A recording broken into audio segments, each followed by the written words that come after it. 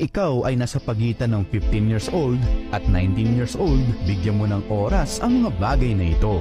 Number 1, magandang pangangatawan. Number 2, oras para sa pamilya. Number 3, mag-develop ka ng mga magagandang skills. Number 4, makipagkaibigan ka sa mga taong may pangarap sa buhay. At number 5, matutong magkamali. Gamitin mo ang pagiging teenager para gawin ang mga ito. Majority sa atin after graduate ng high school or ng college, hindi na alam kung ano ang gagawin sa buhay. Habang ang iba ay nagpapakasarap sa buhay habang mga bata pa, gawin mo naman ang kabaligtaran. Laging tandaan, huwag mong gawin ang mga bagay na gusto mo.